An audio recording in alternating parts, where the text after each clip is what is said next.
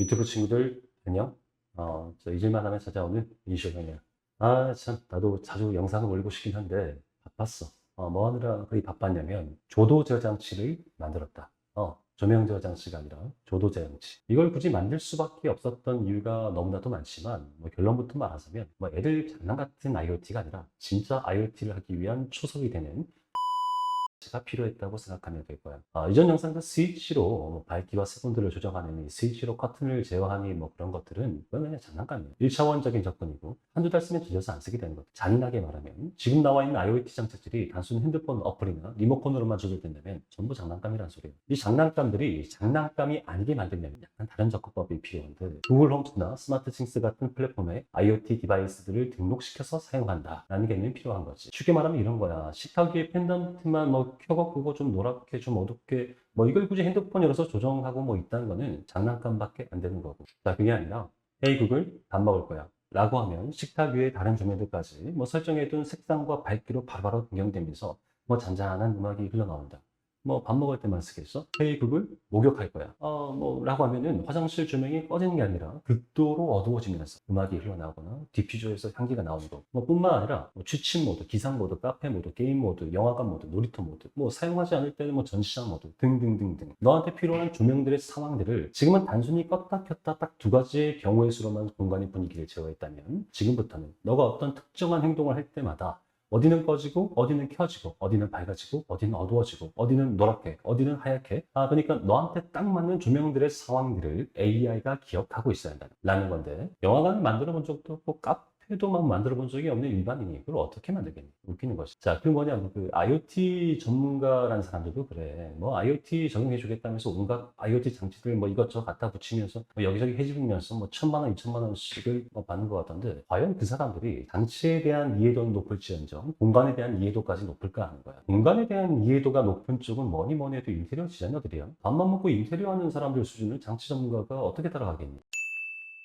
자, 그래서 내가 생각하는 그림이 뭐냐. 그 IoT 장치 전문가들과 디자이너들이 협업해서 프리셋이라는 게 만들어질 거고, 그 프리셋들과 연계된 또 다른 IoT 상품이 판매되는 시대가 올 것이다. 라는 거야. 자, 온갖 가전제품들이 IoT 플랫폼 밑으로 들어간다는 거고, 아마 저 엄청난 수주를 지불해야겠지. IoT 플랫폼을 장악한 기업이 최고가 된 시대가 올 거라는 거야. 자, 이게 뭐 스마트 싱스가 될지, 뭐 구글 홈스가 될지, 아마존 될지, 아니면 뭐 새로운 기업이 갑자기 등장하게 될지 모르겠지만, 형이 생각하는 이 싸움의 승자는 뭐니 뭐니 해도 국제 특허로 무장된 단일화된 조명 시스템을 누가 먼저 찾느냐. 여기서 결판이 날 거예요. 단일화된 조명 시스템. 자, 지금처럼 수십 가지 IoT 장치들이 서버 투 서버로 응답하는 방식을 고수했다가 공유기 한번 고장나면 그 수십 가지 제품들 전부 재등록해야 되는 사태가 벌어져요. 그리고 그 장치를 판매한 회사들 중 단 한 군데라고 만들다가는 너도 망해. AS상을 바꿀 거라는 소리예요. 자, 그리고 투자자들 보면 메타버스니 뭐 가상현실 뭐 이런 데 투자 많이 하더라고. 그런 것도 나쁜 건 아니야. 아닌데 실제 내 가족과 함께 있는 현실 공간이 훨씬 중요하지 않을까?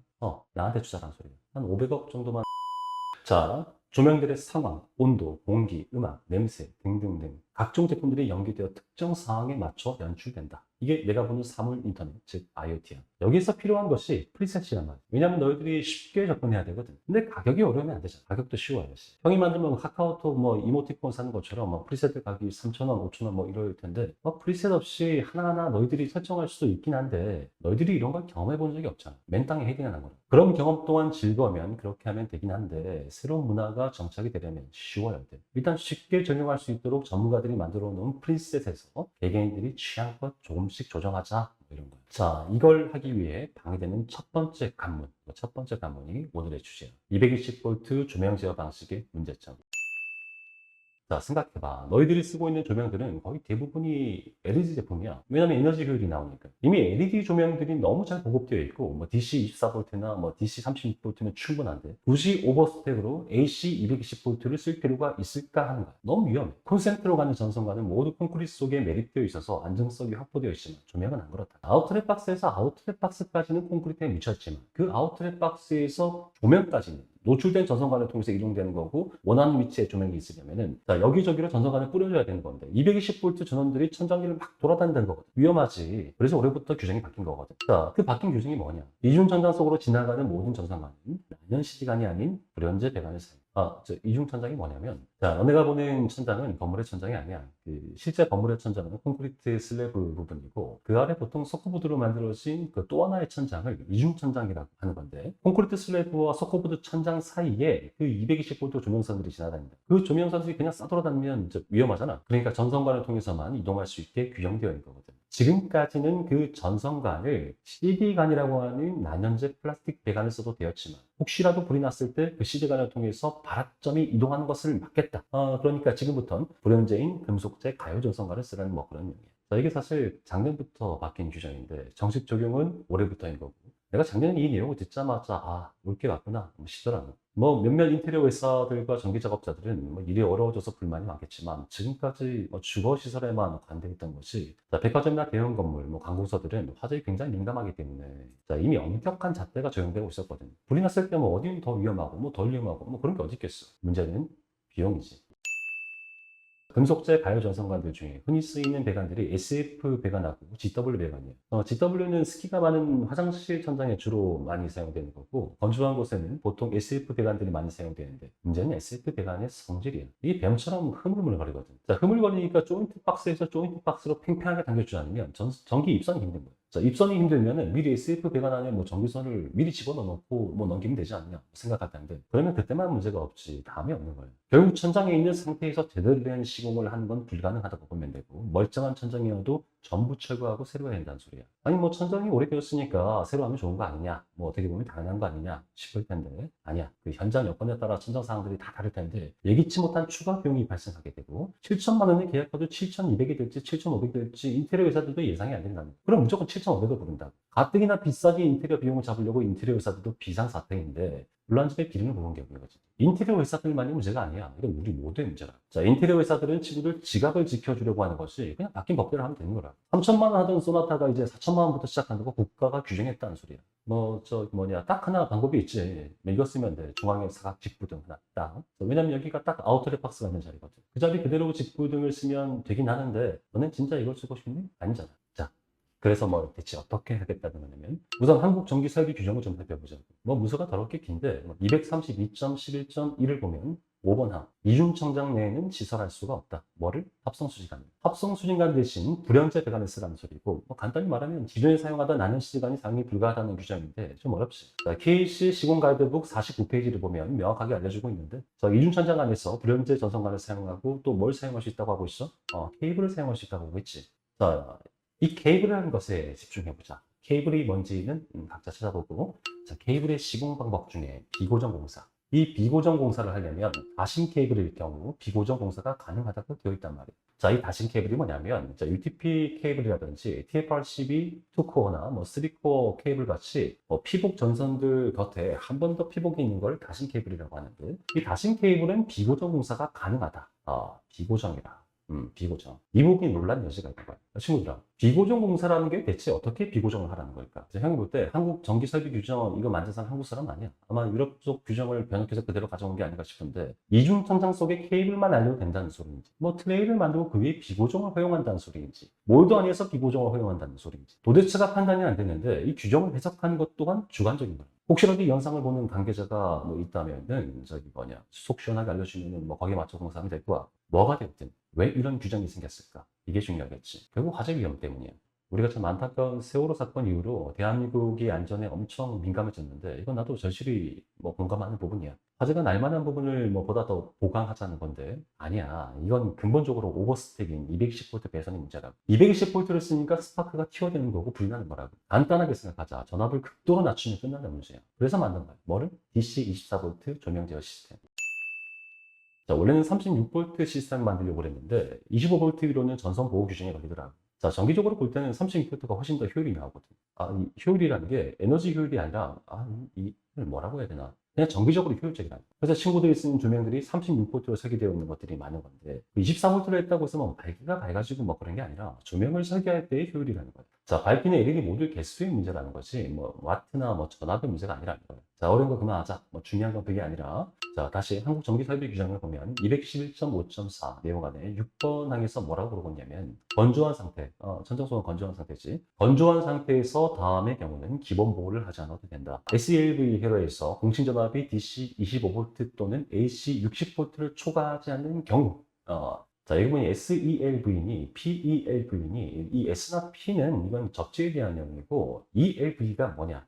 Extra Low Voltage, 즉 기준의 저전압이라는 거예요. 자, 이 항목에 해당되기 위해서 36V 조명 시스템이 아니라 24V 조명 시스템으로 만든 건데 그럼에도 안전이라는 건 조심해서 나쁠 건 없잖아. 24V 조명 시스템을 쓴다고 해도 한국전기설비 규정 211.5.4 내용대로 전선 보호 차원에서 케이블을 시공할 거예요. KFR12 1.5 스퀘어 3코어 케이블을 사용할 거고 1.5 스퀘어라는 거는 전선의 단면적을 말하는 건데 그 24V에서 1.5 스퀘어면 차고 넘친다고 보면 되고 자, 3코어라는 거는 피부 안에 전선이 3개가 있다는 거예요. 뭐 플러스, W, C 이렇게 배선이 될 거고 W는 웜, C는 코리아. 자, 이렇게 세 선으로 되어 있어 세 건도까지 바꿀 수 있는 거거든. 뭐 이딴 건 뭐 다음 영상에 다루고 자, 이번 IoT 파트가 워낙 어려워서 한 5개 영상으로 쪼개져 나갈 거니까 지금 필요한 것만 하자. 자, 결론은 조명에서 더 이상 AC 220V를 안 쓸 거고 DC 24V 기준의 저전압을 케이블로 비고정 공사로 시공하겠다는 건데 이 비고정이 뭔지 확실히 모르겠지만 그 케이블을 천장 위로 그냥 날리겠다는 거야. 이 비고정 시공이 천장 위로 날리는 게 아니게 되면 SF 배관을 쓴다고 해도 점프선들까지 전부 조인트 박스로 시공해야 되고 다운라이트 안전기에서 조명까지 그 짧은 전선들도 전부 SF 배관으로 보호해야 한다는 소리고 이런 공사가 너무 커지는 거야. 자, 뭐가 됐든 규정에 맞춰 공사할 거니까 혹시라도 문제가 있으면 그때 수정하자고.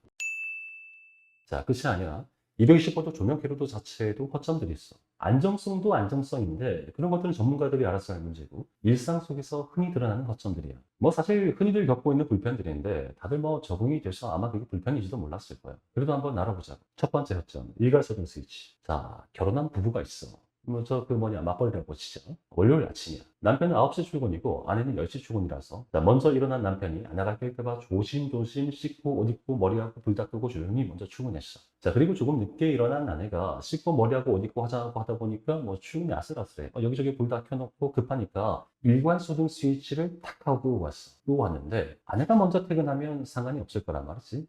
근데 남편이 먼저 퇴근한 거야.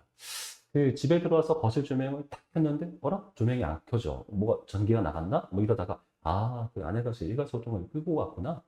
자, 현관쪽으로 가서 일괄소등을 탁 켜겠지. 근데 아내가 켜놓았던 화장실 조명이 온 방의 조명이 한 번에 다 켜지는 거지. 자, 이게 220V 조명 시스템의 첫 번째 허점이야. 일괄소등 스위치가 사실 전력 차단 장치야. 생각해봐. 아내는 조명을 끄고 싶었던 거지 차단기를 내리고 싶었던 게 아니란 말이야. 자, 220V 회로도에서는 일괄소등이 차단기 역할을 해버리니까 차단기를 켜면 원래 켜뒀던 조명들이 다 켜지는 거지. 일괄소등 스위치로 조명을 껐다는 건 지금은 바쁘니까 전력만 차단하고 퇴근해서 나중에 끄겠다는 소리인 거야. 자, 행이 만든 24V 조명 제어 장치에서는 일괄소등은 전력 차단이 아니야. 말 그대로 모든 조명을 끈다. 이후 어떤 스위치를 켜도 그냥 켜진다. 심플하잖아. 일괄소등도 딱 현관뿐만이 아니라 뭐 거실이든 안방이든 어딘 설치할 수 있다고.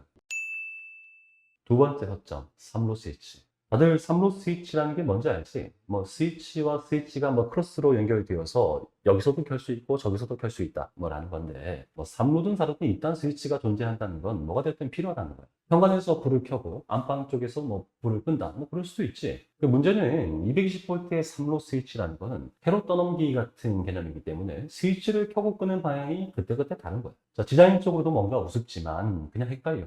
보통 집에 조명을 전부 끌 때 스위치를 보면서 끄니? 아니지. 그냥 전부 끄는 방향으로 쓸어내리잖아. 그때 3루 스위치는 켜질 수 있다. 왜? 방향이 계속 바뀌니까. 이거 이상하지 않니? 이상하잖아. 뿐만 아니라 3루 스위치라는 걸 따로 구비해야 되는 거예요. 이것도 220회로의 단점이야. 형이 만든 24V 조명 제어 장치 시스템에서는 이 조명 제어 장치하고 연결된 접점형 스위치들로 만들어져 있는데 거기서 뭐랄 필요가 없어. 3로 회로를 만든다는 개념이 아니라 그냥 스위치를 복사한다는 개념이에요. 뭐 단로든 3로든 4로든 뭐 100로든 뭐 이 다 만들 수 있다. 자, 한쪽에 튀어나오는 똑딱이 기계식이 아니라 평면 형태의 접점 방식이기 때문에 스위치의 온오프 방향이 바뀌지 않는 것이 원래부터 없으니까. 자, 세 번째 허점, 센서. 이게 참, 친구들아, 너희들 현관에서 누구 뭐 배웅해 주거나 맞이할 때, 아이고, 안녕히 가세요. 아이고, 오늘 너무 즐거웠어요. 아니, 아이고, 조심히 가세요. 뭐 이렇게 주거니 받거나 하다 보면은 현관문이 딱 꺼지지 않든? 그때 너희는 어떡하니? 뻔하지. 이렇게 이러고 있잖아. 이거 웃기지 않니? 한 번만 그러면 괜찮은데, 이거 좀 있으면 또 꺼지고, 뭐, 또 이러고, 또 꺼지고, 또 이러고, 뭐, 이거 이상하지 않아? 자, 이게 사실 현관 조명을 제어할 때 센서도 있고 스위치도 있으면 뭐 간단한 거거든. 뭐 현관 조명을 켜면 뭐 센서가 발동하지 않는다. 불이 켜져 있으니까. 현관 조명을 끄면 그때서야 센서가 발동한다. 뭐 센서라는 건 사실 전자식 스위치거든. 그래, 3로 스위치의 응용 이거야. 근데 이게 왜 어려우냐? 3로 스위치라는 건 있어도 3로 센서라는 게 없는 거지. 3로 스위치가 꺼져 있을 때만 3로 센서로 조명이 켜지고 3로 스위치가 켜지면 이미 조명이 켜져 있으니 3로 센서가 무의미해지는 건데 기계식 스위치의 특성상 스위치가 꺼지면 전력 자체가 들어오질 않는 거야. 센서를 동작시킬 전력이 없다는 거거든. 뭐 센서에 그 뉴트럴하고 한라인을 동시에 넣어주면서 스위치와 어쩌지 연동시키면 만들 수 있긴 한데 난 안 만들 거야. 뭐 난 이미 24V 조명 제어 시스템에서 훨씬 쉽게 만들어 놨거든. 자, 끝이 아니야.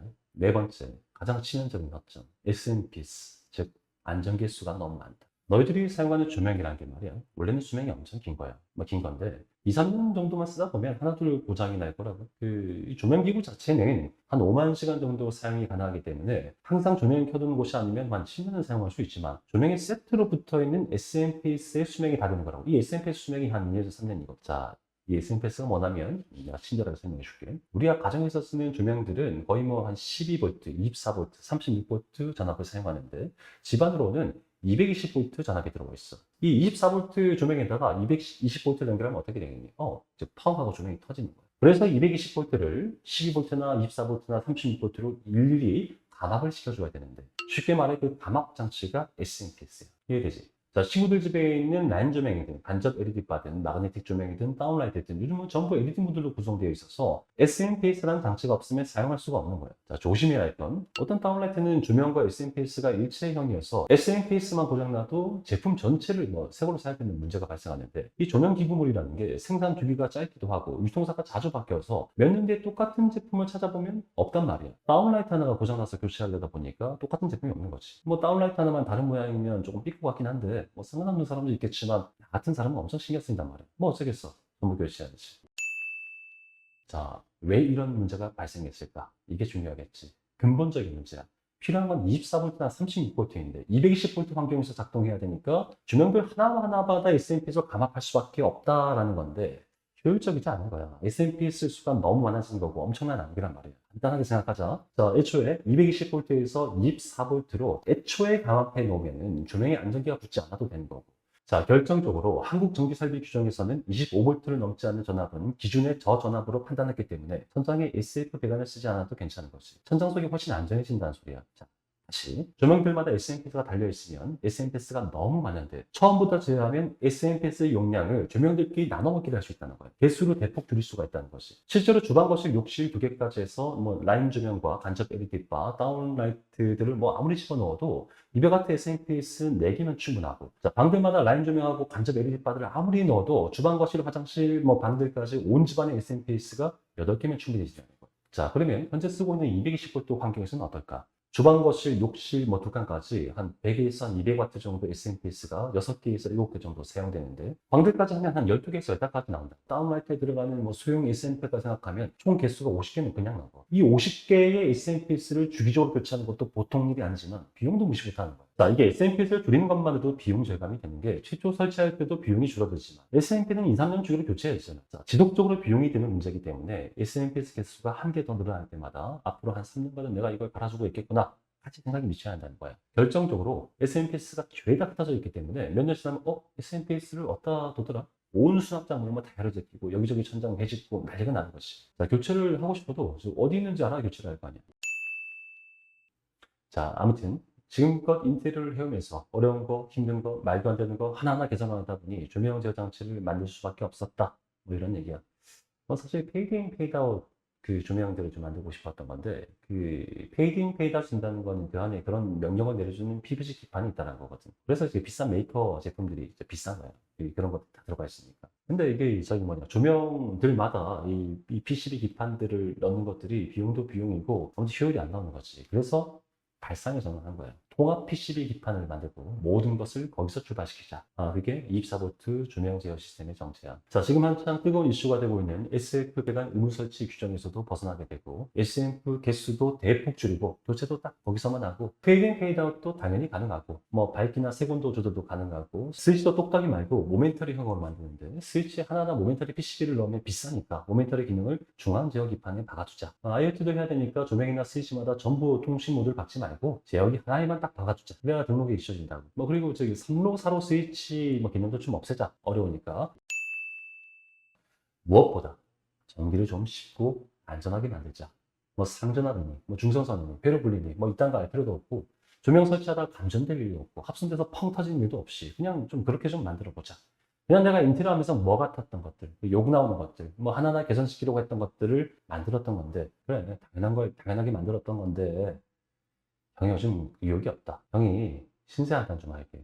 뭐 요즘 보면 이제 이슈가 장사꾼이 되었네. 뭐 초심을 잃었네. 뭐 그러는데, 그냥 안 팔게. 그냥 뭐 정말 원하는 아카데미 대표님들한테만 공급해드리고, 그뭐 인쇼 스토어에 있는 제품도 안 팔아. 그 아카데미 대표님만 드릴 거야. 그 뭐 장사꾼 소리 들어가면서 혜택을 주고 싶은 생각이 없다. 그 뭐냐 개인들한테 판매되고 있던 거 전부 막아버릴 거고 그 인테리어 업체들도 예외 없이 전부 막아버리고 아카데미 대표님한테만 공부할 거야. 뭐 이태리 타일들도 지금 반타작에서 팔았던 이제 온갖 타일 업체들이 뭐 상도덕이 없네. 뭐 온갖 쌍욕을 박아대도 그딴 건 하나도 타격이 없는데 장사꾼 이건 감당이 안 되네. 그리고 개발 중인 IoT 어플들도 아카데미에서만 공유할 거야. 앞으로 유튜브 친구들한테는 좀 미안하긴 한데 뭐 장사꾼이니 유튜버니 이딴 소리 들어가면서 일하고 싶지가 않다. 그 내가 진짜 이런 말까지는 안 하려고 했는데 내 개발 자금 되느라고 이제 아파트도 팔았어. 평소에 뭔 놈 살아. 뭐 어차피 뭐 집에 잘 안 들어가긴 한데 그 나름 저기 뭐냐 참 나름 모든 걸 내려놓고 대한민국 주거 혁신 한번 해보고 싶었는데 그냥 나 없이 나 없어도 되나 보지. 장사꾼이 무슨 놈의 혁신이야. 그 이제부터는 아카데미만 챙길 거야. 다 이뤘으니까 아니면 간다. 다음 영상부터는 아카데미 관계자들만 봐.